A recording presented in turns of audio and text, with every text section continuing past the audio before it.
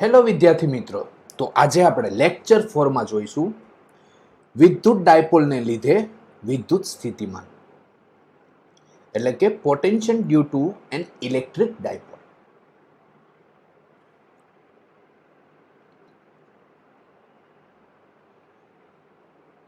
તો જોઈએ આપણે concept number. Potential due to an electric dipole એટલે કે વિદ્યુત ડાયપોલને લીધે સ્થિતિમાન. સૌથી પહેલા આપણે અગાઉ જોઈ ગયા છે કે ડાયપોલ મોમેન્ટ કોને કહેવાય, એટલે કે ડાયપોલ એટલે શું, પહેલા એ વસ્તુ જોઈએ. તો બે વિદ્યુત ભારો જેમ કે પ્લસ ક્યુ અને માઇનસ ક્યુ, આ બે વિદ્યુત ભારો છે, એકબીજાથી 2a જેટલા અંતરે હોય તો આને શું કહેવામાં આવે છે? ડાયપોલ કહેવામાં આવે છે. ડાયપોલ. ડાયપોલ મોમેન્ટ કોને કહેવામાં આવે છે?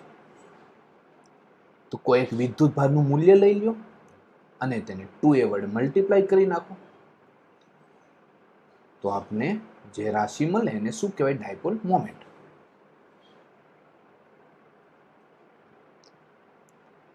હવે ડાયપોલ પર કુલ વિદ્યુતભાર શું હોય છે? અહીં ડાયપોલની ચાક માત્રા છે એ શેના વડે દર્શાવવામાં આવે છે? P વડે દર્શાવવામાં આવે છે. એટલે ડાયપોલ મોમેન્ટ છે, એટલે કે ડાયપોલની ચાક માત્રા છે એ ઋણથી ધન તરફની દિશામાં હોય છે, માઇનસ ક્યુ થી પ્લસ ક્યુ ની દિશામાં હોય છે. હવે અહીંયા જો એક ડાયપોલ આપેલો છે, અહીંયા પ્લસ ક્યુ વીસભાર છે તો અહીંયા માઇનસ ક્યુ વીસભાર છે. બંને વચ્ચેનું અંતર કેટલું આપેલું છે? તો 2a.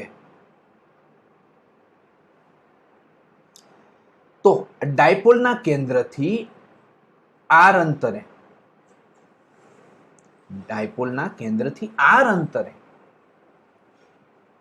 આપણે વિદ્યુત સ્થિતિમાન શોધવું છે. કયા બિંદુ પાસે? r બિંદુ પાસે.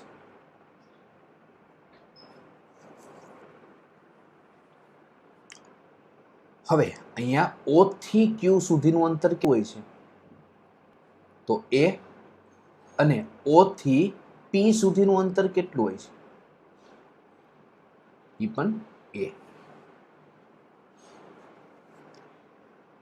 હવે અહીંયા જુઓ, Q થી R વચ્ચેનું અંતર કેટલું છે? તો સ્મોલ r1 અને માઇનસ Q થી R વચ્ચેનું અંતર છે સ્મોલ r2. હવે આપણે અહીંયા Q બિંદુ પાસેથી OR પર લંબ કરીએ.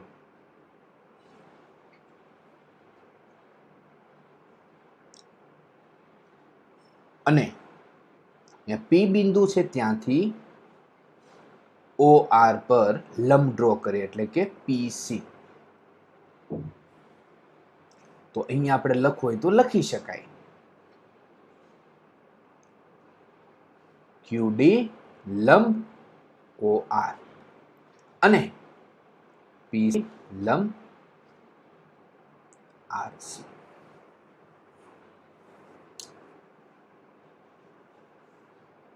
તો જોઈએ, અહીંયા આપણે લઈએ cos થીટા લઈએ. cos થીટા એટલે પાસેની બાજુ છેદમાં કર્ણ, એટલે cos થીટા બરાબર શું આવે? પાસેની બાજુ જોઈએ તો શું આવે? OC. છેદમાં કર્ણ વિશે વાત કરીએ તો શું આવશે? OP. આ જ પ્રમાણે ત્રિકોણ DOQ માટે લઈએ. ઇઝ ઇક્વલ ટુ શું લખાશે? તો પાસેની બાજુ એટલે કે OD ના છેદમાં કર્ણ એટલે કે OQ. હવે તમને ખબર છે અહીંયા OP બરાબર શું લખાશે? A સ્મોલ a અને OQ બરાબર શું લખાશે? Small a. તો અહીંયા તમે જોઈ શકો છો OC ને કરતા બનાવી દો તો શું મળે છે? A cos થીટા અને ઓડી ને કરતા બનાવી દો તો શું મળશે? એ કોસ થીટા. હવે R1 ઇઝ ઇક્વલ ટુ આપણે શું લીધેલું છે? QR. તો R1 is equal two QR is equal two RD અંતર હોય. એટલે કે આ બંને થોડું ઘણું અંતર પ્લસ ઓર માઇનસ કરી દેવાનું છે. એટલે QR અને RD કેવા છે? સરખા લઈ લીધા છે.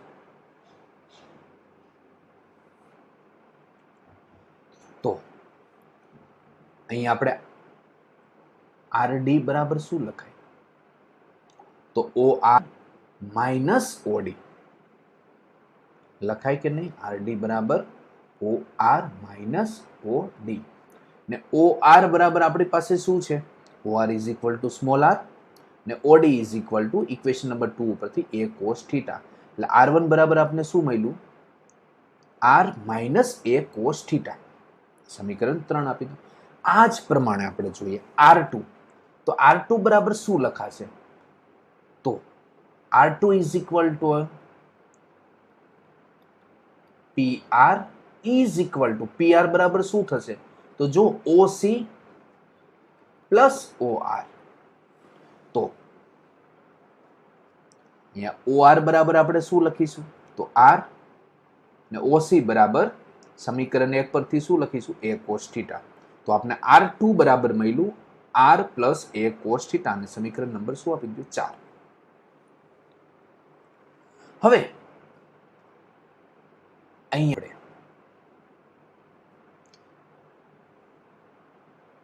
પ્લસ ક્યુ વિદ્યુત ભાર છે, તેને લીધે આર બિંદુ પાસે વિદ્યુત સ્થિતિમાન શોધીશું. એટલે કે V પ્લસ ક્યુ અને માઇનસ ક્યુ વિદ્યુત ભાર છે, તેને લીધે આર બિંદુ આગળ વિદ્યુત સ્થિતિમાન શોધીશું. એટલે V માઇનસ ક્યુ. પછી એનો આપણે બેઝિક સરવાળો કરી દેશું, એટલે સંપાતપણાના પ્રિન્સિપલનો ઉપયોગ કરીશું. તો ચાલો પ્લસ ક્યુ વિદ્યુત ભારને લીધે આર બિંદુ આગળ વિદ્યુત સ્થિતિ 1/4πε0 Q upon R1 માઇનસ ક્યુ વિદ્યુત ભારને લીધે આર બિંદુ પાસે વિદ્યુત સ્થિતિમાન કેટલું? તો 1/4πε0 એ માઇનસ ક્યુ વિદ્યુત ભાર છે, એટલે શું લઈશું? માઇનસ ક્યુ અપોન R2. પરંતુ એ સંપાતપણાના પ્રિન્સિપલનો ઉપયોગ કરીએ, એટલે કે બંનેનો સરવાળો કરવાનો છે. V is equal to V plus Q plus V minus Q. આ બંનેની કિંમત આમાં મૂકી દો તો આપણે આ સમીકરણ મળે, જેને નંબર આપી દો 5. એટલે પ્લસ ક્યુ વિદ્યુત ભાર માઇનસ ક્યુ વિદ્યુત ભાર ને લીધે આર બિંદુ આગળ કુલ વિદ્યુત સ્થિતિમાન આપને મળ્યું. કેટલું? તો V ઇઝ ઇક્વલ ટુ 1/4πε0 બ્રેકેટમાં Q upon R1 minus Q upon R2. Clear છે આ વસ્તુ? તો હવે આપણે જોઈએ આગળ. હવે આપણે અહીંયા R1 અને R2 મૂકવાની છે. R1 એટલે આપણે ખબર છે R minus a cos theta અને R2 is equal two R plus a cos theta. તો આપણે તે સમીકરણમાં કિંમત મૂકીએ. હવે આપણે આનું સાદું રૂપ આપી દઈએ.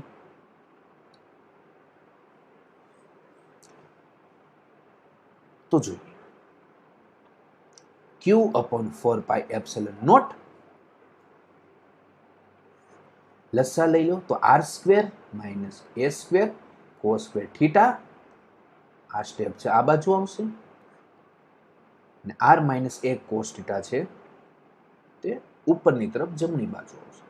તો R plus a cos theta minus R minus a cos theta. હવે આ બ્રેકેટ છોડી દો તો Q upon 4πε0 R plus a cos theta minus R. Bracket છોડ્યો છે એટલે માઇનસ માઇનસ શું થઈ જશે? પ્લસ. તો plus a cos theta upon R² minus a² cos² theta. શું કેન્સલ થશે? R કેન્સલ થશે. તો ફાઇનલ સૂત્ર શું આવશે આપણી પાસે? q upon 4 pi epsilon naught 2a cos theta upon r square minus a square cos square theta છે. હવે અહીંયા તમે જુઓ તો આ તમને શું દેખાય છે? q into 2a જે શું છે આપણું ડાયપોલ મોમેન્ટ, જેને આપણે મૂલ્યમાં લીધેલું છે. તો અહીંયા p is equal to 2qa મૂકી દો આ સમીકરણમાં, તો ફાઇનલ સૂત્ર આપને કયું મળશે? v is equal to 1 upon 4 pi epsilon naught બ્રેકેટમાં p cos theta upon r square minus a square cos square theta. આ આપણું ફાઇનલ સૂત્ર છે. કયું સૂત્ર છે? તો ડાયપોલને લીધે ડાયપોલના કેન્દ્રથી r અંતર પાસે કોઈ બિંદુ હોય ત્યાંનું વિદ્યુત સ્થિતિમાન શોધવા માટેનું આ સૂત્ર છે. પરંતુ હવે આપણે અમુક શરતો જોઈશું. આ તો ડાયપોલ હતું, પરંતુ જો ડાયપોલ બિંદુવત ડાયપોલ હોય તો શું થાય? તો વિદ્યાર્થી મિત્રો યાદ રાખો, તમારે આ સૂત્ર જ યાદ રાખવાનું છે. પણ હવે આપણે શું એમાં પહેલી જુઓ શરતો, એટલે એમાં જોઈએ r greater a હોય, એટલે કે r બિંદુ છે ને, કેપિટલ r બિંદુ ખૂબ જ દૂર હોય, એટલે ડાયપોલ કેવો થઈ ગયો? બિંદુવત ડાયપોલ. હવે તમને પણ ખ્યાલ છે બિંદુવત ડાયપોલ આ થયો એટલે એ તો ખૂબ જ નાનું છે, એટલે એને અવગણી નાખો તો સૂત્ર કયું મળશે? v is equal to q upon 4 pi epsilon naught into 2a cos theta upon r square. આ સૂત્ર મળ્યું. અને અહીંયા આપણે જોયું q into 2a બરાબર p લખી દેવાય, તો p cos theta upon 4 pi epsilon naught into r. આ સૂત્ર મળ્યું. પણ ક્યારે આ સૂત્ર વાપરવાનું છે મગજમાં યાદ રાખજો. બિંદુવત ડાયપોલ માટે વાપરવાનું છે. બાકી આપણું સૂત્ર તો આ છે. જ્યારે બિંદુવત ત્યારે આ તમે ઉપયોગ કરી શકો. હવે જો બિંદુવત ડાયપોલ માટે જ આપણે લઈએ છીએ હજી કેસ, બિંદુવત ડાયપોલ માટે જો બિંદુ r છે ને, કેપિટલ R, એ અક્ષ પર હોય. કઈ જગ્યાએ હોય? હવે આકૃતિ આપણે જોઈએ. આ r બિંદુ છે ને એ અક્ષ પર હોય, અહીંયા હોય. જો તો થીટા શું થઈ જાય? 0. એ થીટા એ કોની સાથે ખૂણો બનાવે છે? ડાયપોલ મોમેન્ટ સાથે. તો થીટા ઇઝ ઇક્વલ ટુ 0 મૂકો કિંમત. થીટા ઇઝ ઇક્વલ ટુ 0 મૂકીએ તો v is equal two cos 0 એટલે 1, તો સૂત્ર કયું આવે? 1 upon 4 pi epsilon naught p by r square. અને theta is equal to pi મૂકીએ. આકૃતિમાં જોઈ લઈએ. આ થીટા છે ને, એટલે કે આ r બિંદુ છે ને અહીંયા હોય, તો થીટા કેટલો થાય? પાઈ થાય છે. થીટા કેટલો થશે? પાઈ. આ રીતના થીટા પાઈ થશે. તો થીટા પાઈ થાય તો વિદ્યુત સ્થિતિમાન કેટલું આવશે? તો v is equal to minus 1 upon 4 pi epsilon naught p upon r છે. શા માટે? કારણ કે cos pi એટલે શું થઈ ગયું? -1. હવે જો બિંદુ છે વિષુવરેખીય અક્ષ પર હોય, એટલે કે ડાયપોલ છે -q + q, આ બિંદુ છે આ વિષુવરેખીય અક્ષ પર હોય, તો થીટા કેટલો બને? π/2. તો આ સૂત્રમાં થીટા π/2 મૂકો તો શું જવાબ આવે? v is equal to 0. પરંતુ આ કેસ છે શેના માટે છે? બિંદુવત ડાયપોલ માટે. હવે જોઈએ, આપણે કેસ લઈએ. અહીંયા ડાયપોલ છે, બિંદુવત ડાયપોલ નથી. ઓકે, તો એના માટે કેસ લઈએ. થીટા ઇઝ ઇક્વલ ટુ 0 લેવામાં આવે, થીટા ઇઝ ઇક્વલ ટુ 0 લેવામાં આવે તો એટલે કે જે બિંદુ આગળ આપણે વિદ્યુત સ્થિતિમાન શોધવાનું છે એ અક્ષ પર છે. તો અહીં મૂકો v is equal to 4 pi epsilon naught cos 0 એટલે 1 એટલે p upon r square minus a square. આ સૂત્ર આવે, યાદ રાખજો. ને theta is equal to pi હોય તો સૂત્ર કયું આવશે? v is equal to 4 pi epsilon naught minus p upon r square minus a square. અહીંયા લખાય p upon 4 pi epsilon naught r square minus a square. આ સૂત્ર. હવે આર બિંદુ છે ને એ વિષુવરેખીય સમતલ પર, એટલે તો થીટા કેટલો બનાવે? π/2. તો અહીંયા થીટા π/2 મૂકી દો તો શું થઈ ગયું? 0 થઈ ગયું. એટલે v ઇઝ ઇક્વલ ટુ શું આવી ગયું? c. અને વિદ્યાર્થી મિત્રો યાદ રાખજો, આ સૂત્ર ક્યારે વાપરવા? તો જ્યારે બિંદુઓ ડાયપોલ ન હોય ને ત્યારે. એટલે કન્ફ્યુઝ નહીં થતા કે બિંદુઓ ડાયપોલ માટે કયું વાપરવું અને નોર્મલ ડાયપોલ હોય એના માટે કયું વાપરવું.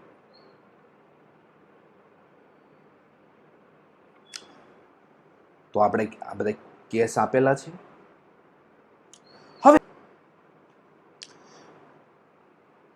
ડાયપોલ છે એને લીધે ઉદ્ભવતું સ્થિતિમાન છે શું માત્ર આર ઉપર જ આધાર રાખે? નહીં. તો સદિશ આર અને ડાયપોલની ચાક માત્રા એટલે કે સદિશ પી એની વચ્ચેના ખૂણા ઉપર પણ આધાર રાખે છે. જો સૂત્ર જુઓ, અહીંયા થીટા આપ્યું છે. થીટા એ કોની વચ્ચેનો ખૂણો છે? સદિશ આર અને સદિશ પી વચ્ચેનો ખૂણો છે.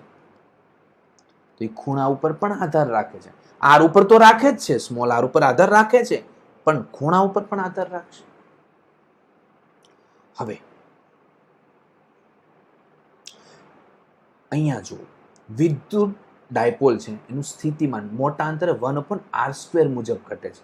એ જો છેદમાં r² આપેલું છે. જ્યારે આપણે એક જ વિદ્યુત ભાર હોય એના માટે સ્થિતિમાન છે 1/r મુજબ ઘટતું હતું.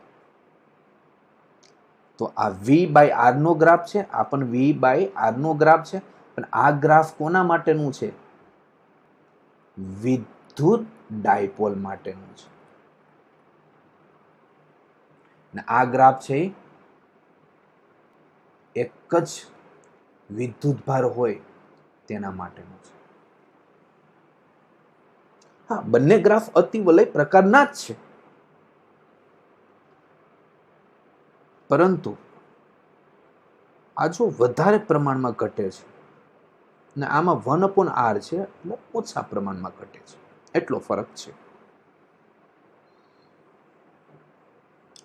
હવે આ કોન્સેપ્ટ આપણે જો શીખી ગયા હોય કમ્પ્લીટલી તો એના ઉપરથી એક આપણે પ્રશ્ન સોલ્વ કરી. એક્ઝામ્પલ છે, a charge capital Q is carried from A point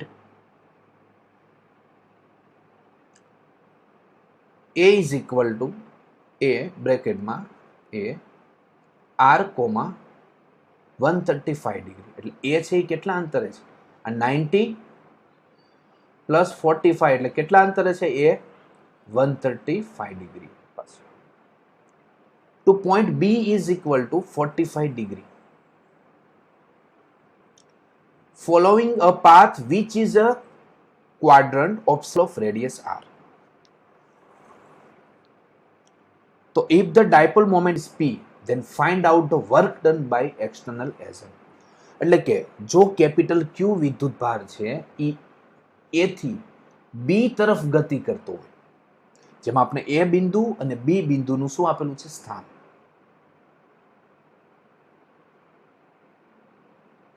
A થી B તરફ ગતિ કરે છે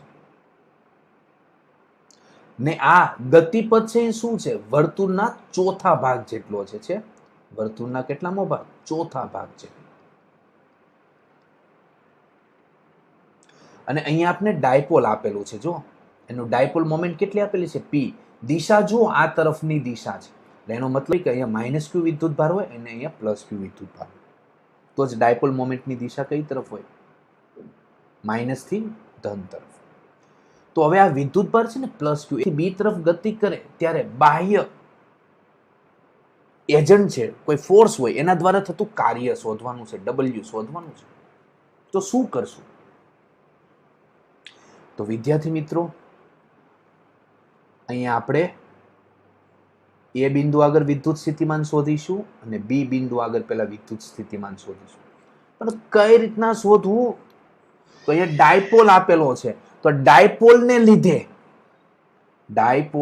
લીધે એ બિંદુ પાસે વિદ્યુત સ્થિતિમાન શોધવાનું છે. પરંતુ અહીંયા જે આપણે ડાયપોલ લેવાનું છે એ કેવો છે? બિંદુવત ડાયપોલ લેવાનો છે. કેવો? બિંદુવત ડાયપોલ. એ રકમમાં તમને આપેલું હોય છે કે ડાયપોલ છે બિંદુવત તમારે ધારવાનું છે. હવે આપણે જોઈએ શું કરીશું. તો બિંદુવત ડાયપોલ માટે આર અંતર પાસે એ બિંદુ આગળ વિદ્યુત સ્થિતિમાનનું સૂત્ર શું આવશે? તો જો આપણે આ વસ્તુ અગાઉ જોઈ ગયા છીએ, તમારી પાસે આપેલું છે, આ સૂત્રનો તમે ઉપયોગ કરી શકો. p cos θ upon 4 pi epsilon naught r square. તો આ તમે સૂત્ર વાપરો, p cos θ upon 4 pi epsilon naught r square. એ જ પ્રમાણે VB પાસે પણ આ જ સૂત્ર વાપરવું પડશે, p cos θ upon 4 pi epsilon naught r square. પરંતુ હવે અહીંયા થીટા કેટલા આવશે? થીટા એ બરાબર કેટલું આવશે? તો જો કેટલું આવે, કેટલાનો ખૂણો બનાવે છે? 135. તો theta A is equal two 135 degree છે. તો કિંમત મૂકો, VA is equal two p cos 135 degree upon 4 pi epsilon naught r square. cos 135 એટલે કેટલા થશે? તો અહીંયા જોઈએ, cos 135, તો આને શું લખાય? cos 90 plus 45. તો cos 90 plus 45 તો માઇનસ sin 45, તો આન્સર શું આવે? -1/√2. કિંમત મૂકો અહીંયા, p 4 pi epsilon naught √2 into r square minus. હવે એ જ પ્રમાણે અહીંયા જોઈએ, VB is equal two p cos, અહીંયા થીટા બી કેટલું આવશે? તો જો કેટલું આવશે થીટા બી? 45. cos 45 upon 4 pi epsilon naught r square. cos 45 એટલે શું થશે? 1/√2. તો p upon 4 pi epsilon naught √2 into r square. તો આ VA પાસેનું આપને શું મળ્યું? વિદ્યુત સ્થિતિમાન મળ્યું. અને VB પાસેનું આપને શું મળ્યું છે? વિદ્યુત સ્થિતિમાન. પરંતુ આપણે શું શોધવાનું છે? કાર્ય. તો હવે આપણે જોઈશું કે કેપિટલ ક્યુ વિદ્યુતભાર છે એને A થી B તરફ લઈ જવા માટે કરવું પડતું કાર્ય. તો W ઇઝ ઇક્વલ ટુ શું આવશે? કેપિટલ ક્યુ VB માઇનસ VA. તો અહીંયા જુઓ, કેપિટલ ક્યુ VB ની કિંમત મૂકી દો, p upon 4 pi epsilon naught √2 into r square. VA ની કિંમત મૂકો, પણ માઇનસ માઇનસ પ્લસ થઈ જશે, તો p upon 4 pi epsilon naught √2 r square. તો ફાઇનલ આન્સર શું આવશે? 2 કેપિટલ ક્યુ p upon 4 pi epsilon naught √2 into r square. તો આને કેન્સલ કરો તો અહીંયા આવશે √2.